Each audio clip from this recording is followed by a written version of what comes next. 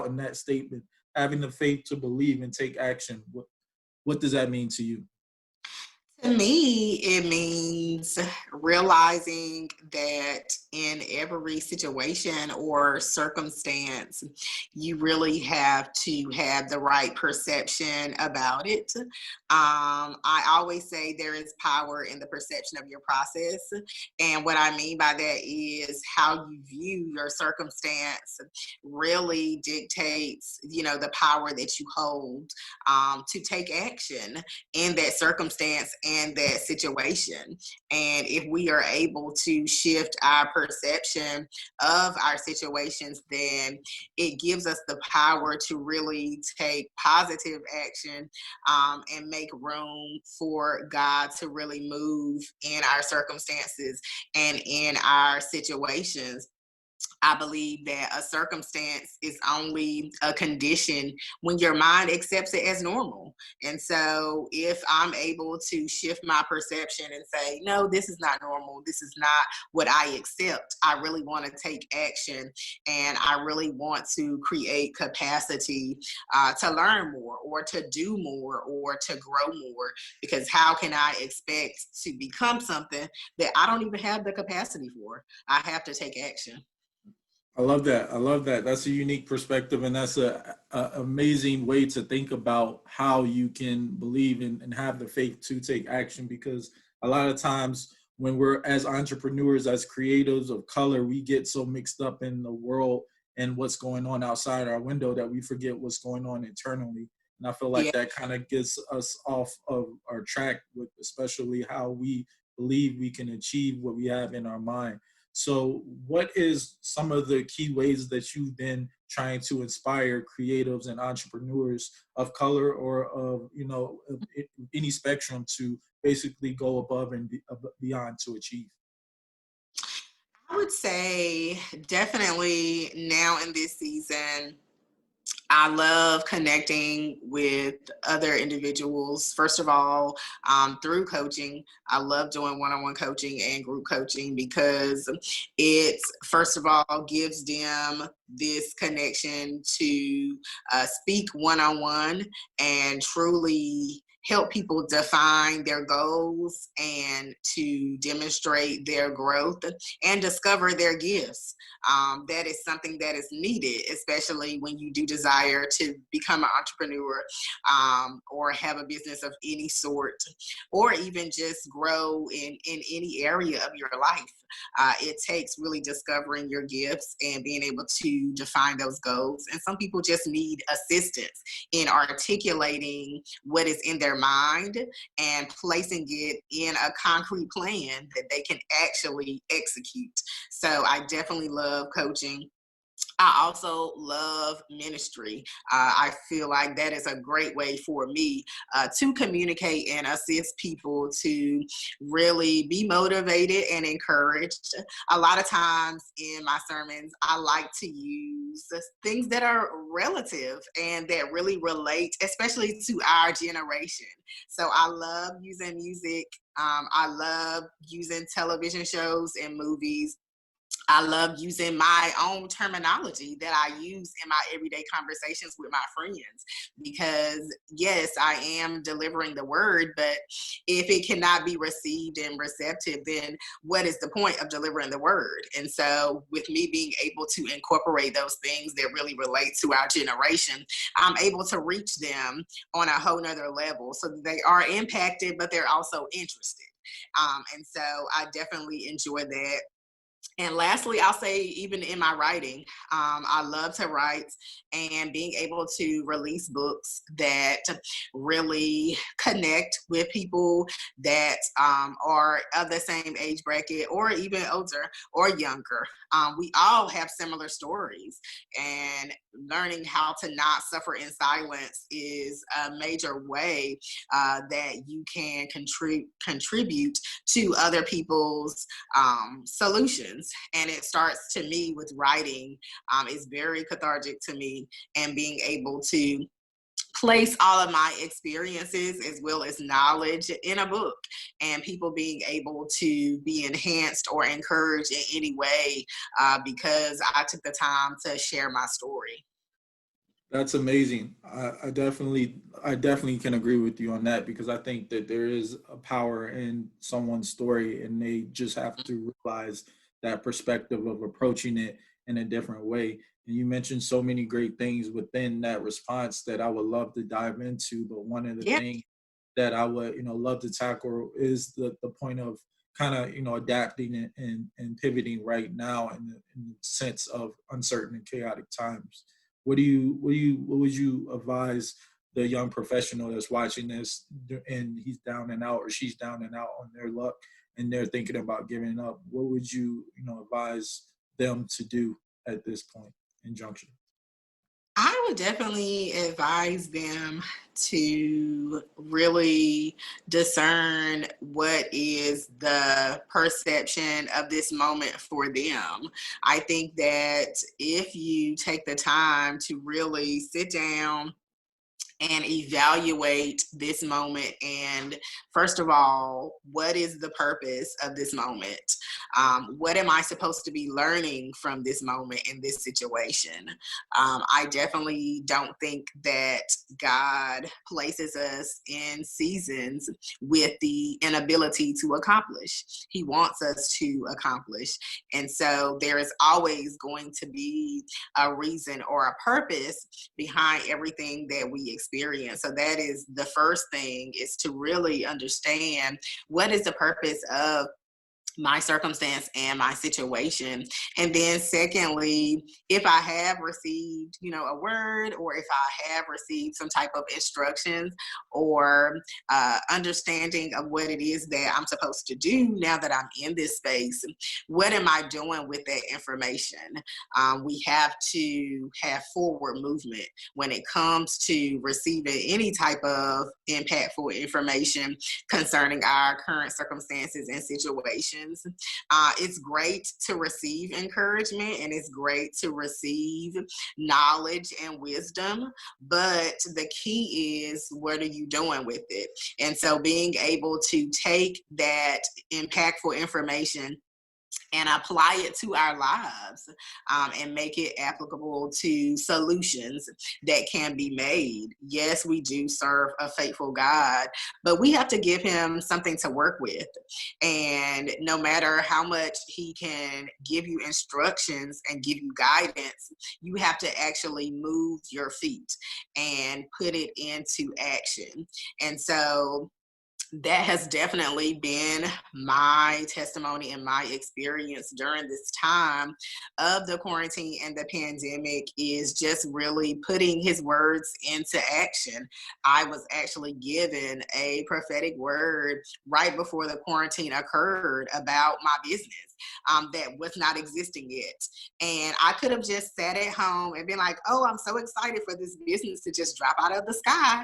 But I didn't. I took that word and I actually put it to action, and I immediately started creating a business plan and meeting with my mentor and getting my resources together and putting those words into action, even in the midst of a pandemic. And it all started with my perception. I could have had doubt and fear and said, oh, it's a pandemic. Why in the world would I start a business? But I chose not to. I chose to pull on my faith, and I chose to take the information that I was given and put it into action. That's amazing. That's amazing. I'm glad to hear you say that because I think I took a lot out of it. And I think you bring up so many great points that can be touched on and can be utilized to take action. And then I definitely can say thank you for that.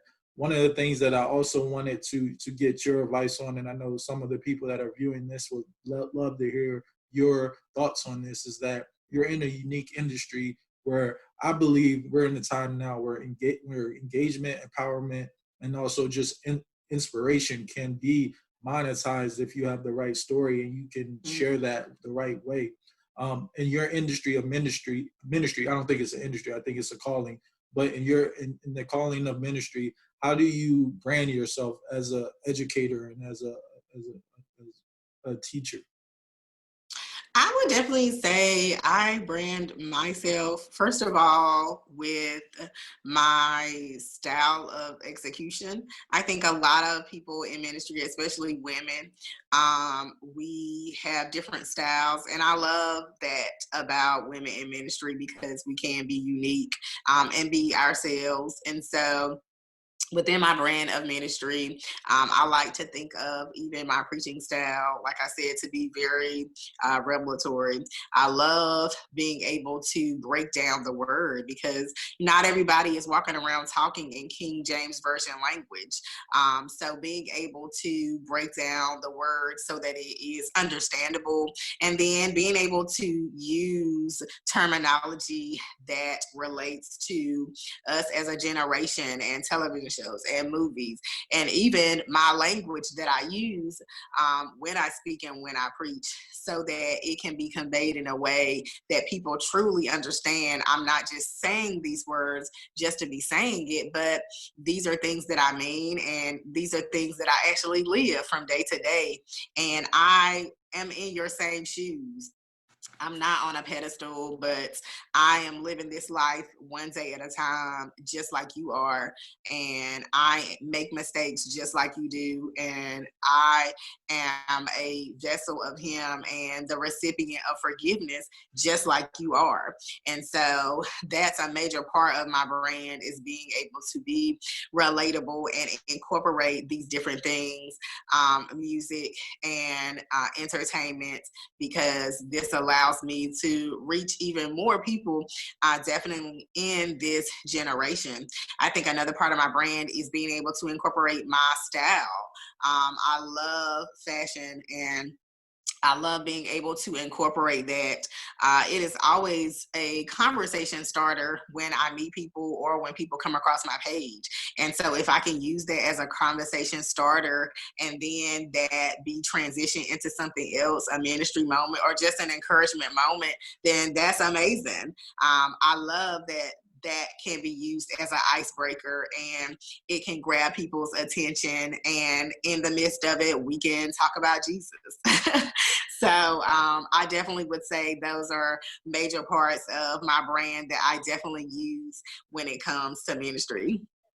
That's amazing. I love the all of that. I think that I received a lot from it. Being that the language and the terminology and even some Mhm. of the things that people might not understand that are in the Bible, you can use. You're being used as that person and that advocate and that ambassador to kind of convey that, and in different forms of communication, whether it be nonverbal or verbal. You have the fashion, you have the music, you have the terminology, and you are within the generation that needs direction. And so I love the fact that you're doing all these things to basically reach out and meet someone, a younger generation, coming to God to, basically for direction, meeting them halfway, and then basically directing them in the right way. So that's amazing.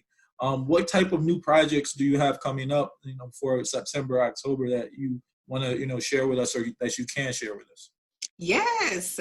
Well, I am releasing a second book called Breaking Up with Comparison. This is something that I was led to write. It's a part of actually a four-part series of breaking up with different things. But this will be the first one. And I was led to do this because comparison was something that I dealt with a lot, especially right after graduating from college, and just seeing my classmates go on to do these great things and build amazing careers and marriages and families. And of course, I began to look at them and say, well, what is wrong with me? Why am I not married? Or why do I not have a family? Or, why are these things not happening in my life? Instead of looking to see, what God was wanting to do in my own life. And so this is a book that I feel like will definitely assist people when they are dealing with comparison, because it's something that we do so easily each and every day, and just learning how to break that cycle and focus on having the confidence in God's plan for your own life. Something else that I'm currently working on this week, actually, I'm doing a week-long coaching program called the Imposter Syndrome.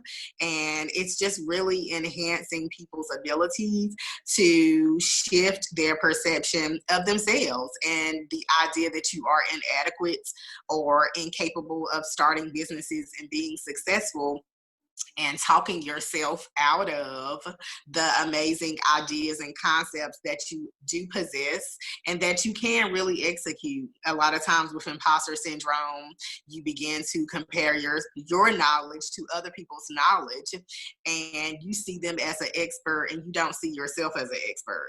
And so during this week, I'm basically giving people the tools to really enhance their ability to start seeing themselves as experts in their field, and to just step out there and just get started. Because a lot of times, some people, cannot get started until we show up. So just learning how to show up for ourselves and show up for those group of people that are waiting on us to really get started. And then I would say lastly, just ministry wise, of course, I'm doing a lot of things virtually because of the pandemic. But on October the 9th, I'll actually be back on the road, thankfully, in ministry. And so I'm really excited about that, to be a part of the Millennials Gathering. It is a conference, a week-long conference that occurs every year, where a group of young people really gather together just to grow in Christ and grow in their relationship with God. So I am definitely excited. This is their first year adding a women's portion to the conference, and so I'm excited to be a part of this inaugural event, to really strengthen other young women that desire to develop their relationship with God. And I'm just looking forward to everything that's really happening. That's amazing. That's amazing. You have so much going for yourself, and you're a young woman, a young minister, educator, profound speaker, communicator, and you're just getting started and touching the surface of what is to come. And I think Yeah. that it's so important for people to see this out here, that there are young Black queens in places of power that can make a difference, and that's what you're doing. And I really appreciate you coming by and stopping by and letting us just pick your brain, but also absorb the gems and the positivity that you have to radiate. Before we kind of close out and before we kind of wrap things up, I would love to get a quick few gems from you that you have to leave with us and let us know that truly everything is going to be all right. Yes, I would definitely encourage people, first of all, to understand that God does his best work in discomfort. And I say that because, of course, I would never have chosen discomfort, but he volunteered me in order to develop me and in order to really push me, because our trials and our challenges really do take us to places that we would have never gone on our own.